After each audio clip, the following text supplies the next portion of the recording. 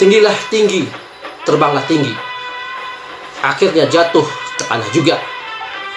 Rejim sombong dibenci rakyat, akhirnya hancur juga. Jangan diturut rejim riba. Riba membuat orang gila. Jangan ikut yang ijazahnya palsu. Syariat dan khilafah itulah yang asli. Allahu Akbar. Bismillahirrahmanirrahim. Assalamualaikum warahmatullahi wabarakatuh. Alhamdulillah. Alhamdulillahirabbil alamin. Wassalatu wassalamu ala asrafil anbiya'i wal mursalin wa ala alihi wa sahbihi ajma'in. Amma ba'd. Apa kabar pemirsa sekalian?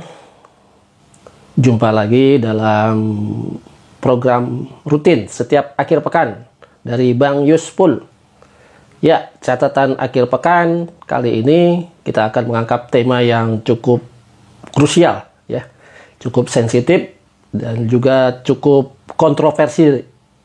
Ya, tema yang kita angkat pada kali ini adalah apa kaitan antara ijazah palsu yang sekarang lagi ngetren dengan kondisi ekonomi yang sedang melanda negeri kita ini. Ya, ini adalah dua topik ya yang sebenarnya berbeda ya, tapi masih saling terkait ya. Kenapa bisa kita katakan seperti itu? Ya, kita akan mengkupasnya lebih tajam pada catatan akhir pekan Bang Yuspul. Baik pemirsa sekalian, ya, dalam akhir-akhir ini kita melihat dan menyaksikan sendiri ya bahwa polemik ya terkait dengan ijazah palsu ya yang sekarang masih terus ya menjadi pembicaraan hangat di kalangan rakyat.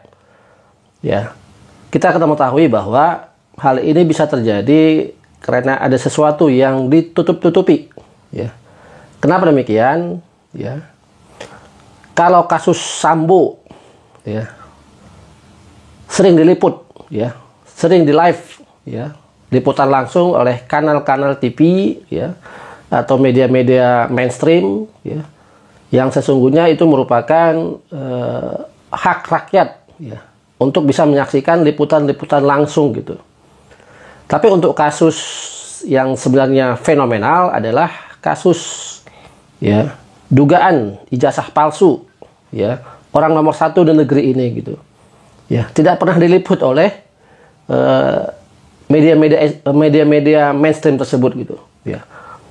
Nah, tapi kita bisa melihat bahwa ya kanal-kanal di YouTube malah melakukan liputan langsung ya terkait dengan kasus-kasus yang sangat fenomenal ya, terutama untuk kasus-kasus ijazah palsunya orang nomor satu di negeri ini ya. Kita bisa melihat kanal-kanal di YouTube ya juga melakukan live langsung ya dari sidang pengadilan ya yang sedang digelar ya setiap pekan ya oleh pengadilan di Solo ya. Kita mengetahui bahwa kasus ini disidangkan di Solo. Nah, tapi anehnya ya, kenapa media-media mainstream tidak meliput ya, sementara masyarakat perlu ya, sekali lagi kita ulangi bahwa masyarakat perlu mengetahui apa fakta yang sesungguhnya terjadi gitu.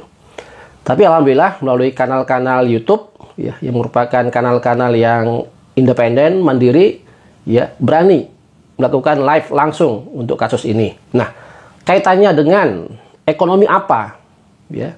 Nah, bisa kita lihat bahwa ya kasus-kasus ekonomi yang menimpa negeri ini ya kita harus menelusuri dari awal gini. Ini pangkal penyebabnya apa ya? Nah, pangkal penyebab dari kisruhnya ekonomi ya kita ini adalah ya fundamental ekonomi kita yang rapuh ya. Fundamental ekonomi kita yang rapuh ini disebabkan oleh kenapa gitu? Ya, karena sistem ekonominya yang tidak jelas. Ya, sekali lagi kita ulangi bahwa sistem ekonomi yang kita jalani sekarang ini tidak jelas ya. Di satu sisi ya mengaku sebagai ekonomi kerakyatan. Tapi faktanya ya jauh panggang dari api gitu. Yang kita saksikan adalah sistem ekonomi yang sedang berlangsung sekarang adalah sistem ekonomi kapitalis. Ya. Tapi satu sisi, ya, rejim membantah. Oke, kita kembali kepada basis ekonomi kapitalis yang diterapkan di negeri ini, gitu. Ya.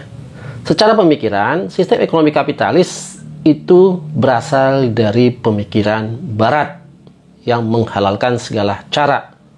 Ya, yang penting menghasilkan. Bagi mereka, pundi-pundi, ya, kantong mereka terpenuhi, ya, tanpa memikirkan lagi mana yang halal, mana yang haram.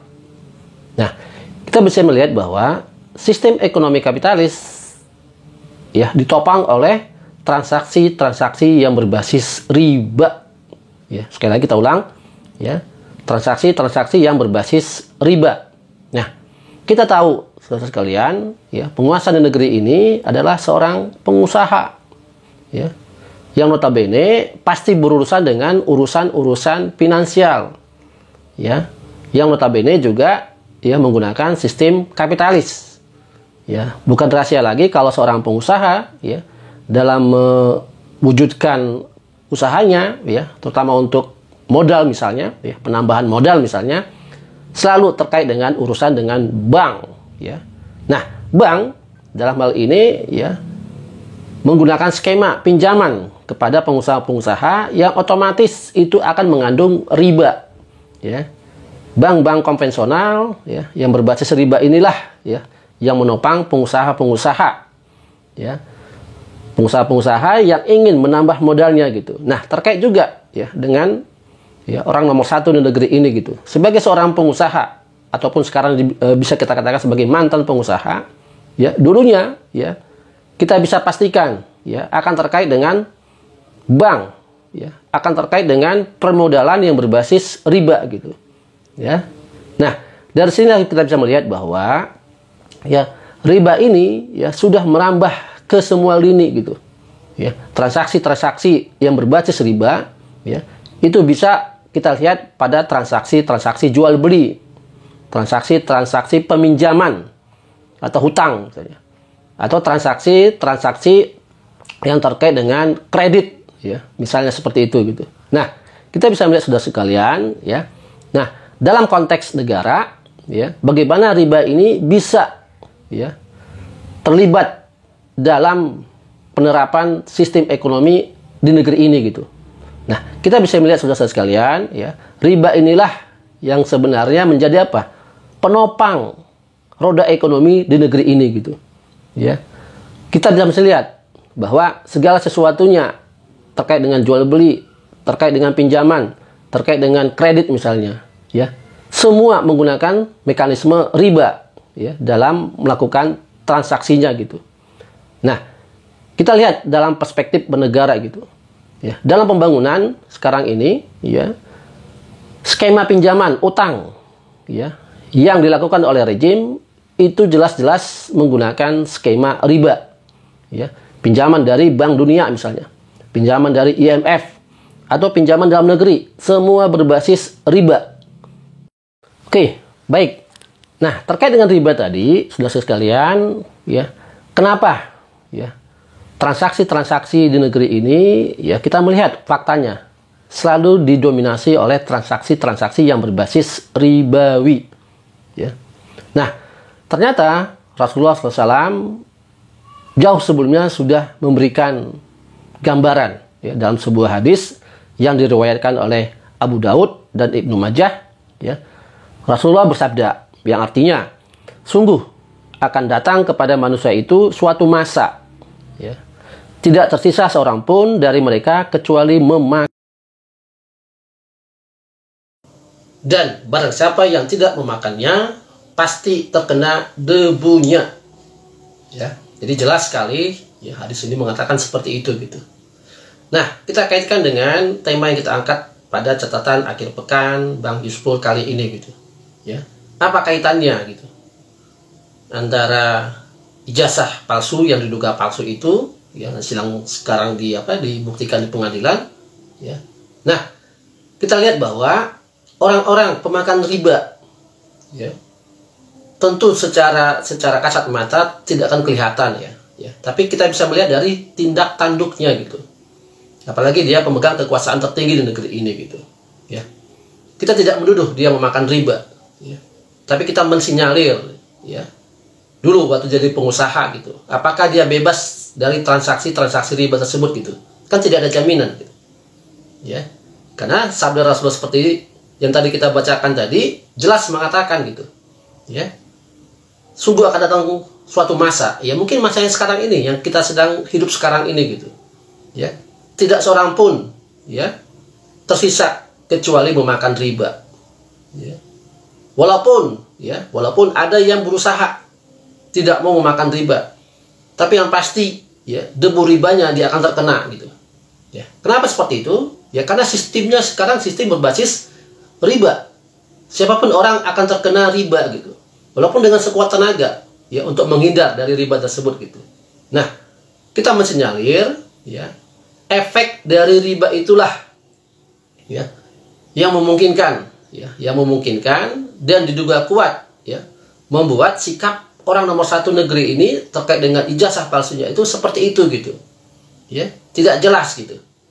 Kalau memang ijazahnya palsu gitu kan. Ya bantah, ya kan? Buktikan gitu. Ini tidak gitu kan. Ya, beragam alasan, beragam drama yang dipertontonkan kepada rakyat gitu, ya. Seolah-olah apa gitu. Itu bukan sesuatu yang tidak peduli ya, tidak penting bagi dia gitu. Padahal itu menyangkut legalitas sebagai seorang pemimpin gitu. Bagaimana mungkin ya, seorang pemimpin mempunyai ijazah palsu, ya kan? Ijazah yang sebenarnya menjadi apa? Ya, cerminan dirinya gitu. Nah, baik saudara sekalian gitu. Nah, terkait dengan riba, ya. Riba ini menjadi apa? Semacam bahaya besar dalam sistem ekonomi Islam gitu, ya. Tadi Rasulullah sudah mewanti-wanti, ya. Pemakan riba itu ya jelas merupakan sesuatu yang diharamkan. Ya. Kita juga bisa mengatakan gitu, ya. Bahwa riba itu adalah sesuatu yang membuat ekonomi ini akan menuju kehancuran gitu. Kenapa seperti itu? Karena jelas, ya. Allah sendiri mengatakan, ya, dalam surat Al-Baqarah ayat 275, ya, Allah mengharamkan riba. Ya. Jadi kalau kita teliti lebih dalam terkait dengan ayat tersebut, ya, padahal Allah telah menghalalkan jual beli dan mengharamkan riba. Ya. Wa 'alallahul bai' wa haramur riba. Ya, jadi tegas sekali Allah mengatakan seperti itu. Nah, terkait dengan riba tadi, Allah Subhanahu wa taala ya dalam surat Al-Baqarah ayat 275 tadi, ya. Ayatnya cukup panjang, ya. Nah, di ayat tersebut juga dinyatakan bahwa ya, orang-orang yang makan riba atau mengambil riba ya, tidak dapat berdiri ya, melainkan seperti berdirinya orang yang kemasukan syaitan lantaran tekanan penyakit gila. Ya. Alladzina yaquluna riba la yaqumuna illa kama yaqumu alladzi yatahabbatuhu syaitanu minal massi. Ya, ini ayatnya ya. Jadi cukup jelas ya. Jadi orang yang mengambil riba, Allah mengatakan seperti orang yang kemasukan syaitan lantaran tekanan penyakit jiwa. Nah, artinya apa saudara sekalian? Sudah mulai kelihatan benang merahnya gitu. Ya. Orang-orang yang mengambil kebijakan di negeri ini, ya, terutama ya, yang mengambil riba, ya, dan dia mengetahuinya itu riba, ya, tapi dengan sengaja masih terus melakukannya gitu. Ya. Lantas dengan ayat ini jelas sekali bahwa Allah mengatakan orang yang mengambil riba itu Allah samakan seperti orang yang kena penyakit gila gitu. Nah, kalau kita lihat, kita kaitkan ayat ini dengan permasalahan yang kita angkat ya terkait dengan ijazah palsu tadi gitu, ya. Kelihatan benang merahnya gitu. Jadi kalau disinyalir kuat ya, penguasa negeri ini menggunakan riba ya dari dulu-dulunya dan sampai sekarang ini juga masih menggunakan riba gitu. Ya. Lantas ya, dikaitkan dengan ayat ini kita bisa melihat bahwa ternyata kita dipimpin oleh orang yang sedang sakit. ya, kita dipimpin oleh seorang yang sedang sakit gila gitu, kena penyakit gila gitu. Berarti bisa kita mengatakan bahwa kebijakan-kebijakan yang keluar dari penguasa tertinggi di negeri ini bisa kita mengatakan itu berasal dari orang yang terkena ayat ini gitu. Ya, luar biasa gitu. Nah, artinya apa? Kalau ini terus dilakukan tanpa ada kesadaran ya untuk bisa kembali ke jalan yang benar, ini akan mengakibatkan apa, saudara sekalian? Kebijakan-kebijakan ekonomi yang akan diambil adalah kebijakan-kebijakan ekonomi yang sangat menyengsarakan rakyat, dan ini sudah terbukti ya. Banyak kebijakan-kebijakan yang sebenarnya tidak pro kepada rakyat ya. Tapi mereka mengklaim ini demi kebaikan rakyat, tapi faktanya sebaliknya seperti itu gitu. Nah, saudara sekalian ya, dari mimbar yang ini, mimbar kanal Kabar Sirkah dengan program catatan akhir pekan Bang Yuspul ini, kita kembali mengingatkan gitu ya. Praktek-praktek riba ini ternyata mempengaruhi seseorang dalam mengambil kebijakan. Oke, jadi jelas ya saudara sekalian ya, hubungan yang kita bahas tadi ya. Jadi kalau pengambil kebijakan ini ya sesuai dengan ayat tadi disinyalir ya mengambil riba, dan faktanya juga membuktikan diduga kuat juga menggunakan riba ya, pastilah sikapnya akan seperti orang yang kemasukan setan ya. Atau dianggap sebagai apa? Kena penyakit gila ya. Ini bukan Bang Yuspul yang mengatakan ya, saya hanya mengungkapkan ayat dan dikaitkan dengan problematika kita hari ini, dan ternyata menyambung gitu, sudah sekalian gitu. Oke, baik ya, terakhir dari saya ya. Jadi kalau kebijakan-kebijakan ekonomi diambil orang-orang yang ya tanda petik Allah mengatakan seperti ayat tersebut ya, disinyalir ya kena penyakit gila gitu ya, otomatis semua kebijakan-kebijakannya ya perlu dipertanyakan kembali gitu. Nah, dan ini menjadi apa? Sangat berefek kepada kehidupan rakyat gitu ya. Bagaimana mungkin orang yang berpenyakit gila misalnya mengambil kebijakan yang otomatis juga apa? Yang diragukan. Bagaimana mungkin gitu? Secara akal sehat saja mungkin ya, rakyat bodoh pun sekalipun mengatakan tidak mungkin gitu. Ya. Kalau begini terus ya, ekonomi kita akan mengalami kehancuran gitu. Ya. Demikian dari saya ya. Terakhir ya, sebagai kesimpulan dari catatan akhir pekan Bang Yuspul ini, marilah ya, apapun siapapun pangkatnya ya, paling tertinggi pun di negeri ini ya, kalau sudah bertentangan dengan apa yang dinyatakan Allah gitu, itu akan berefek kepada semuanya gitu ya. Kita tidak mau negeri ini hancur gitu. Kita tidak mau ekonomi kita juga akan semakin gelap, apalagi disinyalir 2023 tahun ini ya, disinyalir kita akan mengalami resesi walaupun dibantah oleh ekonom kapitalis negeri ini. Oke, demikian sebagai penutup ya, saya akan berpantun. Tinggilah tinggi, terbanglah tinggi, akhirnya jatuh ke tanah juga. Rejim sombong dibenci rakyat, akhirnya hancur juga. Jangan diturut rejim riba, riba membuat orang gila. Jangan ikut yang ijazahnya palsu, syariat dan khilafah itulah yang asli. Allahu Akbar. Demikian, terima kasih. Assalamualaikum warahmatullahi wabarakatuh.